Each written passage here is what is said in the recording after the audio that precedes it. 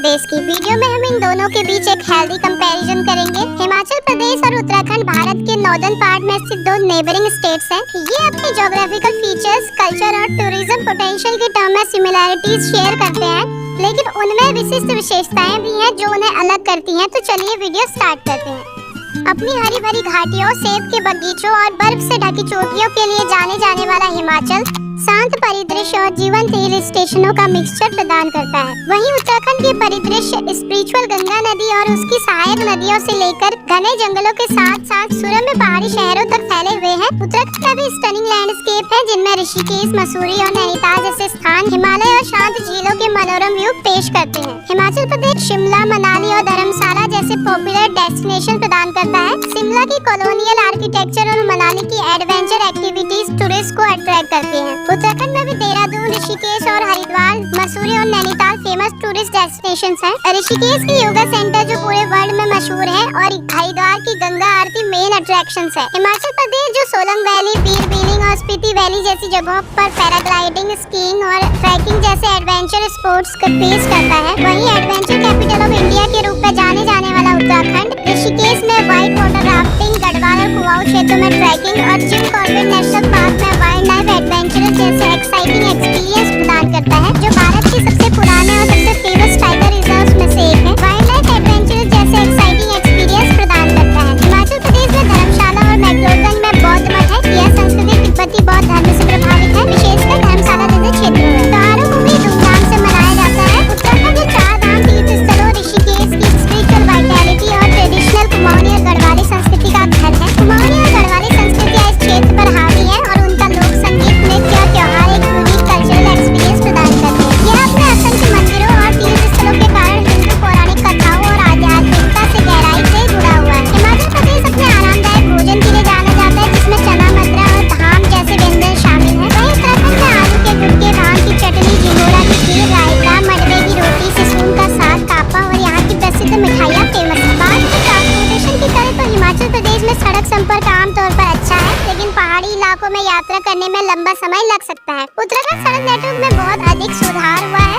जिससे यात्रा अधिक सुविधाजनक हो गई है। खासकर लोकप्रिय स्थलों तक अब आसानी से पहुंचा जा सकता है। यहाँ बहुत से प्रोजेक्ट स्टार्ट हुए हैं जो ट्रांसपोर्ट को और आसान बना रही है। बात करें इकोनॉमी की तो दोनों राज्य अपनी अर्थव्यवस्था में प्रमुख कंट्रीब्यूटर के रूप में टूरिज्म पर बहुत अधिक डिपेंड है। इसके अलावा कृषि और बागवानी स्थानीय आबादी के लिए आजीविका के इम्पोर्टेंट सोर्सेज में से एक है। बात करें एजुकेशन की तो दोनों राज्यों में विभिन्न शैक्षणिक संस्थान और विश्वविद्यालय हैं जो पूरे भारत से छात्रों को अट्रैक्ट करते हैं। उत्तराखंड में देहरादून और हिमाचल प्रदेश में शिमला नोटेबल एजुकेशन हब्स है। बात अगर डेवलपमेंट की करें तो हिमाचल को आगे माना जाता है। इसके कुछ मेजर रीजन है। सबसे पहली और महत्वपूर्ण बात यह होगी कि उत्तराखंड एक नवनिर्मित राज्य है। इससे राज्य का दर्जा मिले अभी 22 साल ही हुए हैं। पहले यह यूपी का हिस्सा था, जिसकी मैदानी इलाकों में अपनी चुनौतियां थी। गढ़वाल और क्षेत्रों में बुनियादी ढांचे पर काम नहीं किया गया। दूसरी ओर हिमाचल को कई दशक पहले 1971 में राज्य का दर्जा मिल गया था और 1971 में राज्य बनने से पहले आजादी के बाद दशकों तक हिमाचल एक केंद्र शासित प्रदेश रहा था और इसके बुनियादी